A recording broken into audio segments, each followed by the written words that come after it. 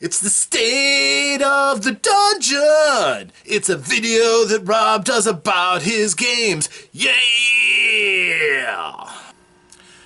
Hello, I'm Rob, and this is my State of the Dungeon address. This is the address for the game that took place on the 20th of November in the year 2022. The game Dragon Heist, Dungeons & Dragons 5th Edition. The party is pursuing the Stone of Golor, which is now out in the open. And they have a clue on where to go next. They wish to go to the mausoleum that belonged to the family of the wizard that they helped out on Mistshore. And when they do that, they will find, hopefully, the rat familiar who was waiting for them to get the stone so that they can do what they're supposed to do from the Lord's Alliance or the Harpers, whoever they're going to claim it for. And, well, they had their rest, which they needed. They leveled up to 4th level, which is good. And they had an opportunity to leave Max and Khalees at home because they were a full party, ready to go out and face the challenges ahead of them now. All members were there, so it was a good time had by all. Bear in mind again, unfortunately, the party we had was full.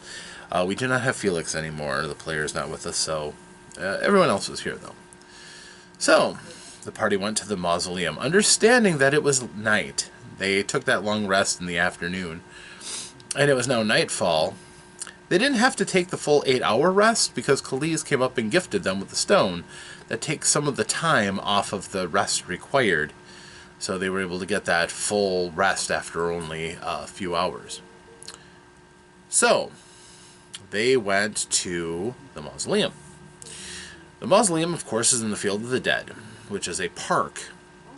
It is protected after dark by members of the City Watch, as well as patrolled by a Knight of Kelemvor, who makes sure that grave robbers can't come and take the bodies or bones of the buried, and no undead can rise up. Win-win. So they went to the gates and said, hey, we're here on behalf of the Watch. We're going to go in, and something was stolen. We're sure it's been hidden in here. We're going to get it. And the guard said, piss off. You're not members of the City Watch. You may be some trumped-up adventurers, but you're not authorized to come in here. And they're like, but we know Sergeant Crowley. We know Barnabas Blastwind. And they're like, well, those are both respected members of the Watch, the investigators. And if they were here, we'd let them in, but you're not them. All right, we'll go and we'll get authorization. So, while they were thinking about going and trying to find them, eventually they went to the local watch house. And, no, actually they did not. They, yeah, we'll cut that out. The group found that several members of the couple of members of the Watch were actually standing over somebody who was trying to sneak in. He was dressed in dark clothes, and he was already bound, and they were waiting for the guard to come and take him. And the guard came as a captain and his entourage with the wagon to take the prisoner away. When the captain got down, rolling for his personality, he was enamored of large muscular women. Not being a terrible slouch himself, but he has an attraction. So he saw Zarya and his eyes went this big. Because Zarya's pretty.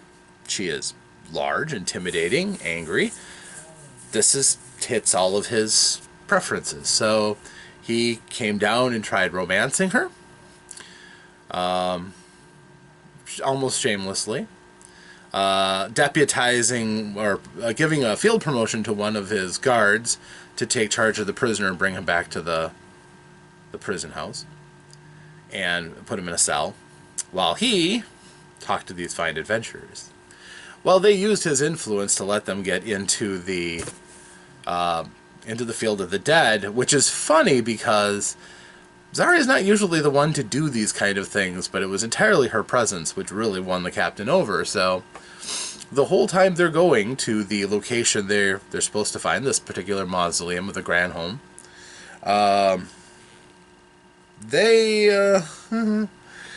the captain was chatting her up the entire time, bragging about his deeds, most of which weren't true, but you know, stuff like that. And the encounter was going fine. The captain stuck with them, so they had somebody of authority there. This couldn't go wrong until they got to the mausoleum and the door was open. This isn't good. So they go into the mausoleum. They talk the captain into going with them. And they look, and this place has been looted, cleaned out. The corpses are gone. Somebody has body snatched them. And presumably maybe even the stone. So they go through the entirety of the mausoleum. It's not particularly large, but a good portion of it is underground and has room for quite a few of the deceased members of the family. Eventually, they found a splotch of blood amongst the empty coffins and sarcophagi, about the size of a rat. Just no sign of the stone. The only thing they find while they are inspecting with the captain of the guard with them, who is not happy about this, he wants to go right away for the watch to come and send the inspector over to find out who these grave robbers are. But Luxor finds one thing. He finds a shiny key lying on the floor in the farthest tomb. Picks it up and pockets it before the captain sees him, so that, you know, he can do what he wants with it. Keys have power, so he takes the key. The group goes over the crypt again and again. They're sure there's something here. I mean, game logic, right? But they're sure that this was cleaned out recently, and that something rat-sized died in here from the blood. But beyond that, they're feeling pretty wiped out. Like, there's no clues taking them from this point on. When they go to investigate outside the mausoleum looking for clues, they run into a pack of 4 Duergar. Now, this is primarily Samuel coming out, and Zarya coming out, and Aldrich was also out around the entrance. So when Zarya comes out, she sees that these Duergar are sneaking through the bushes, trying to investigate the area themselves. And this didn't go well for them. The Zarya moved up and challenged them right away. The Duergar weren't going to deal with some, again, trumped-up human who's going to, give them orders, so they attack. Samuel and Aldrich come around and start to use their magics to fight back. The 2 Duergar in the rear grow, because Duergar have the ability to become large creatures because of their inherent magics. And it turns into what is still a fairly one-sided fight. The group really... They are blessed by the fact that my dice suck, and these Duergar just were bottled up and could not do anything. They couldn't hit fairly easy targets, and when they tried to hit poor Zarya, well, Zarya didn't feel very much because she was raging. Yeah, the fight was very one-sided. And when Jazor came out, it became even more one-sided. I think he only got one single swing in. They killed 2 of the Duergar pretty much out of hand. The fight drifted a little bit, but the captain of the guard had already left, so they were just having this battle, and finally Luxor said, "Hey, you want to work for me? I'll pay you more than what you're getting paid." And the Duergar are like, "Okay, cool. That's all we want is money. We don't want to fight you to the death," because they realized they were losing. They were going to run anyhow. And he's like, we'll pay you. This change in plans did not sit well with many members of the party, After all, if you kill what appears to be an evil creature out of hand, you don't have to worry about what to do with them. You don't have to take responsibility if they slip off and do more evil. But in this case, Luxor was hoping that they could be useful. So he offered them some coin right off the bat. Quite a steep price they charged, but he paid half up front. So 5 gold to each of them. They were okay. They're like, okay, hey, you've got money. We see money up front. This is good. We can make this into a good thing. And they were very professional. They're like, all right, you tell us what to do. We'll do it. Oh, you want us to investigate in here? We'll investigate this crypt out for you. They go through it. They're using their dwarven stone cunning. Handy to have if you've got it. Duergar are just as good at mining and smithing as other dwarves are, and when they employed those skills, they turned around and they gave them exacting details, including reminding the group that Luxor had found that key. The rest of the group had either slept on it or just figured Luxor wasn't going to share with the rest of the group again. And they're like, okay, well, let's see this key. And there's like, ooh, this is a bright, shiny key. It's a mithril alloy. This isn't something you just find. And it's also a very new key. Not worn at all. No sign of scratches or use. Practically virginal. And immediately the wheels started turning. I could see Eldrick, I could see Samuel thinking, that means that this was made by somebody from the guild.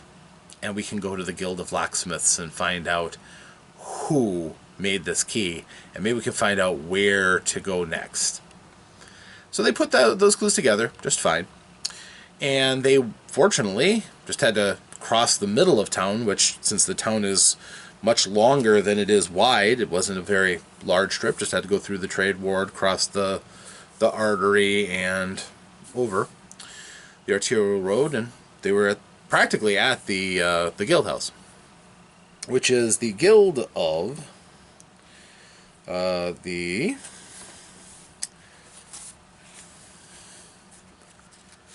they have a great pretentious name, which is wonderful. It is the Metal House of... No. The Guild Hall of the Splendid Order of Armorers, Locksmiths, and Finesmiths. So, they went to the Guild Hall. The Guild Halls at this point to the group are not hard to find. They can locate most of them by now.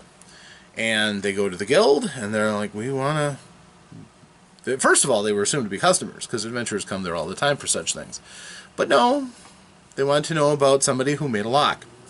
So they're brought into the lock wardens, and they are very quickly, they recognize the key. They're like, oh yeah, that key was crafted by Elaspra Ulmar. Elaspra Ulmar is a dwarven locksmith who makes some fine keys, working with people who want to get her locks enchanted, perhaps, and one of the finer ones. And she works in the trade ward. She's got a shop.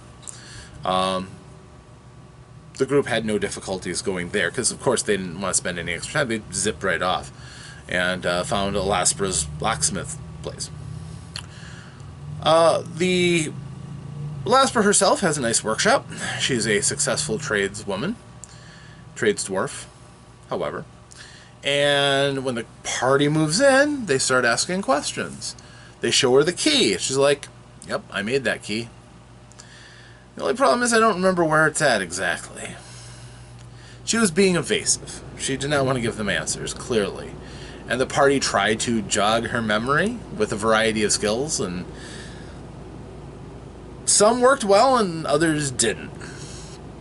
Truly, the group sometimes has the most damnable luck, but it often can turn on them as well. Eventually, they convince her because, well, they can be persuasive when they have to be, and she's in kind of a tough spot. If she rats out who gets her locks, bad things might be traced back to her, she might be implicated in things, and she doesn't want to lose her business, so she eventually complied. They convinced her. And she told them that who bought the lock from her. They paid a premium for it, but it was purchased from her by a man. And darn if I can read my own handwriting, so I'm going to have to read it from the book. Because yeah. She sold the key to a man named Volkar Kibbins. And he lives in an old windmill in the southern ward. They're like, all right, great, let's go. Phew. They are trying to zoom through this. They want to get this stone as fast as possible. They know they've already lost a fair amount of time because they had their long rest. So they're at least 6 hours cold on the trail. So they get to the old windmill. This isn't a hard place, but the southern ward is desperately poor. This is where the poor of the city kind of congregate. There's theft. There's not as much crime as you might think. The people there aren't desperately poor, and there's a lot of alms that go through the southern ward, and certainly some grift and crime, absolutely. But all in all, it's not quite as desperate as, say, the Beggar's Nest in Greyhawk might be, where you could get stabbed for a couple of silvers.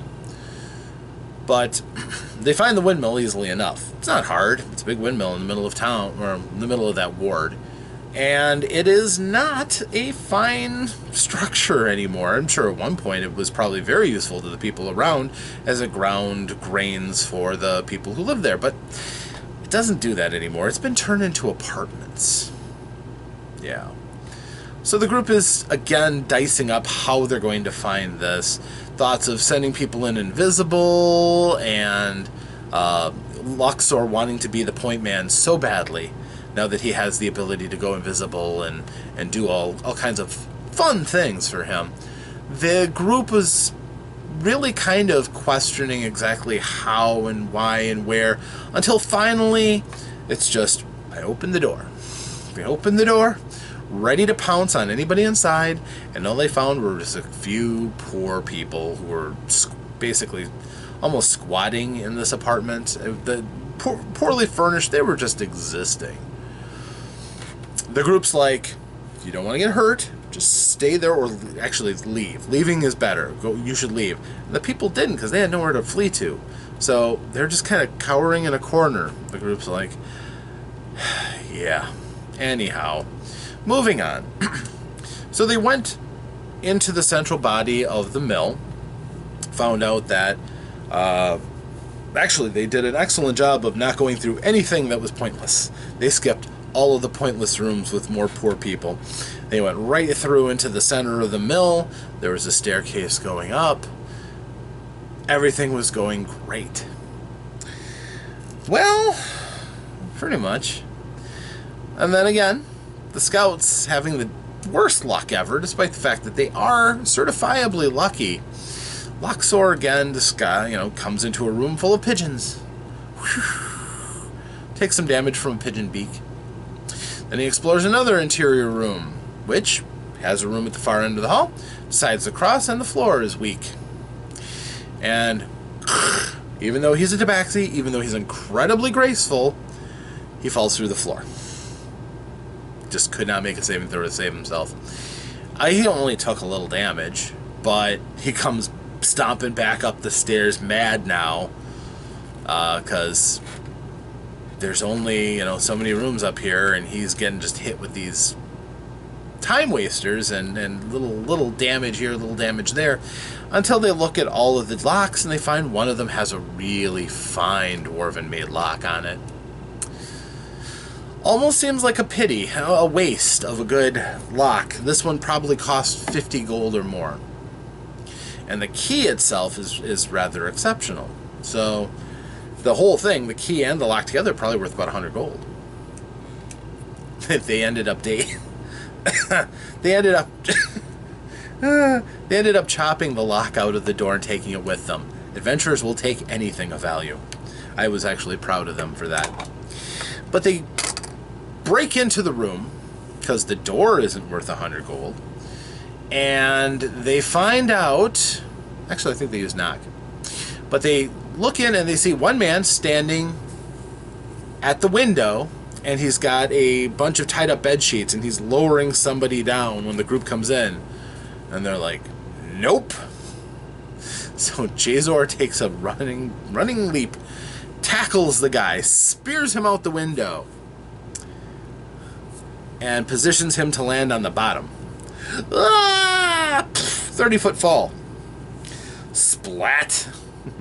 Considering he hits the stone, the hard mud, frozen mud street with a couple of large stones that used to be, paving stones. Then the heavy dragonborn paladin in full armor lands on top of him. He is smooshed. And the guy who was being lowered out the window with the bad things, he fell 20 feet, fell and broke his leg. So there's no spectacle here. Yeah. The group upstairs finishes looking around and looting. They don't find very much. These two are very low grade. But they take the wounded man back inside and interrogate him quickly before the guard come. Now, there's not a lot of guard stationed in the South Ward. They know the crime happens, but poor people don't really usually inspire a lot of major crime. Enough that a few people who are used to the ward and know the people and can walk the beat and generally keep an eye out for trouble are all you really need. So, yeah, it was going to take a little while for the guard to come, but the group really didn't want to explain how they just killed a person. So they've got this injured man who confesses that he was a grave robber. Absolutely. He was a grave robber, and, well, let's just say he was willing to tell them anything, considering he was at massive disadvantage for being in a lot of pain. He was also terrified of Jazor. I mean, he saw what he did to his friend, his partner. And in the end, really, the group could get all the information they wanted out of him. They had one, again, Samuel can read thoughts if he wants to. It's almost not fair anymore for interrogations. The group will get what information they need. And this guy was not in any position to resist them. So he tells them, yes, I was a grave robber. Yes, I was just out in the field of the dead robbing bodies, because it's a job. It's what how we live. And when the group, wanted to know the details of it, he was more than willing to tell them anything. For the most part, the group found out that the person that they were working for, because obviously if you're going to rob bodies, there's somebody who wants to do it. There's a halfling necromancer in the city who's living in the sewers. Another thing in the sewers, yes. And the way to get to his lair is through a wig maker's. Yes. The wig makers are called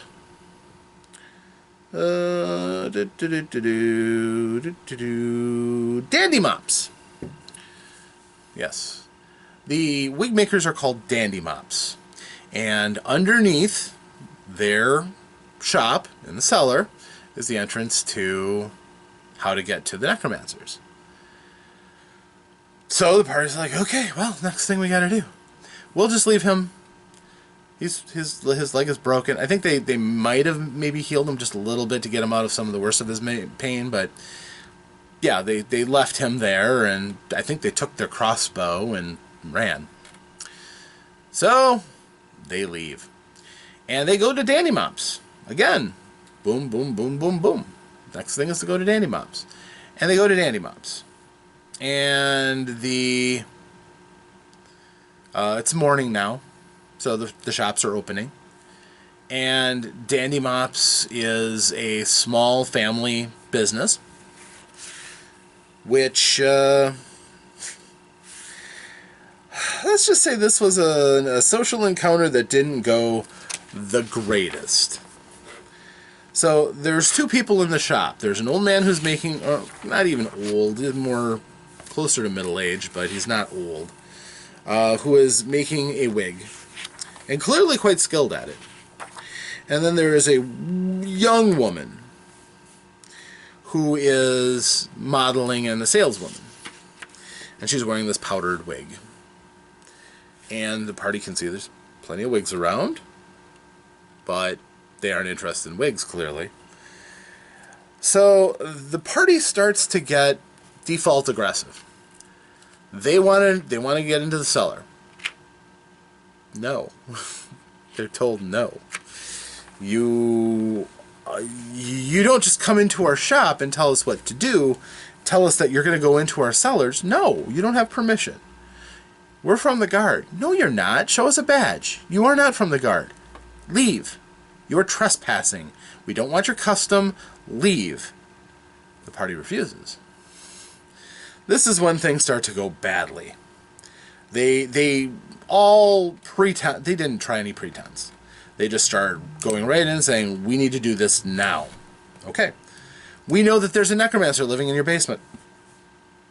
It's news to us. And the group have their own ideas on how to tackle this particular situation. An uncooperative NPC. But really it starts when he pulls out a crossbow. And he's like, all right, it is time for you to leave. I will shoot you if I have to. And the group is like, oh no, he's got a crossbow. He's probably a commoner, no big deal. And then he shoots Luxor when Luxor starts getting aggressive towards the girl. All of Luxor's fun stuff, including a shield spell, he still gets drilled with that crossbow. To the tune of about 10 points of damage. It's a pretty solid shot. So they know, holy cow, I roll really, really well for this guy. And he's more than passing familiar with how to use a crossbow. So he shoots, hits. Aldrich throws down his wall of fog. His fog cloud. And no, nobody can see very well. The girl screams and starts running for the door, screaming for help. The group tried to head her off. Yeah, they got a little disoriented in the room too. So when Aldrich and, or not Aldrich so much, more Samuel and Luxor try to dash around in the room in the fog, they get turned around and end up towards the entrance. So they block her from getting out and screaming that they're being murdered. And eventually, you know, another quarrel flies as the man tries to defend his place.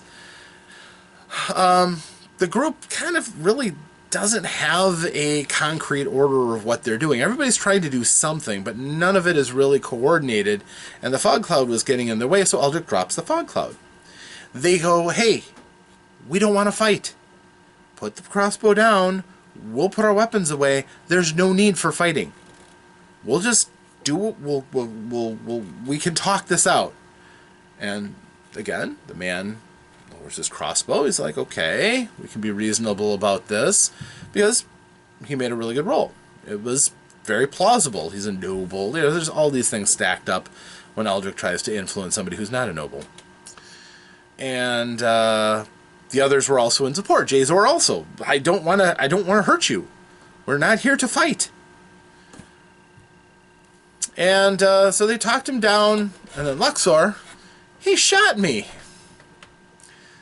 He walks over to him, and he pops out his rapier and stabs him through the throat. Outright murders him. The group is horrified. I get reported a couple of people going, I'm going to cast a spell. I'm going to attack him to try to stop Luxor from murdering this. And, of course, again, the man was defending his shop. Luxor can, in one hit, just because when he attacks by surprise, Luxor can do a scary amount of damage. So, Jazor comes over, using his paladin ability of lay on of hands. He gets the man stable. He was really, really close to death. But he gets him stable, which Luxor wasn't happy with. Luxor wanted to kill. The girl faints when she sees him take her father down. And this isn't going well. She was actually, no, she didn't faint. Artificially fainted, actually. She was still freaking out and was going to scream, and they cast sleep on her. Now, she did get out. So people saw this happen. They bring her back into the place, and they're like, everything's okay now, thank you. Lock the door. How long do you think it's going to be before the guard shows up? This could get really interesting. Now the group is in Dandy Mops. They found a trapdoor. They go down the trapdoor and into a cellar, and there is a door. It is marked as being the property of the Waterdeep waterworks. Basically the sewer access. So the group, we'll go through it. They kind of break the lock, which again is city property, but they get the door open. And yes, they are confronted with more sewers, because sewers make the world go round. So they follow the trail which leads down into the muck. Yeah, prestidigitation only goes so far. You're going to need a bunch of those to get clean. But they eventually slog through sections of the sewers, not encountering anything yet, until they find a door. This door has been used recently. So they open the door and get into some dry ground, although it's clear that whoever had gone in there prior hadn't really cleaned up all that much. The group has prestidigitation on their side, and they are cleaned as they are going into the hall. And they are, as they go through, attacked with arrows from murder holes in the walls. Swinging wide around a corner so that they can see their attackers, they are skeletons. Skeletons murder. Skeletons fall pretty quickly. And that is the end of the night. So, the group's been very busy. They are hustling on after the Stone of Galore, trying to get the Stone of Galore from this necromancer, who clearly might have killed it, or might have come across it. Matter of fact, he should be the one who came across it. The grave robber that they interrogated admitted he had killed the rat, and the stone went with the necromancer. So, they're hoping that he still has it, and they can get their hands on it and stop running around. So, will they? Who knows? But it's certainly been a fast-paced scamper through Waterdeep, and the group is hot on the trail of the Stone of Galore, and looking forward to drawing the search to a close. So, until next time, my friends, thanks for joining me, and we will pick up the story with the next episode of my State of the Dungeon Address. Until next time, I'm Rob. Thanks once more for joining me. Until next time, farewell.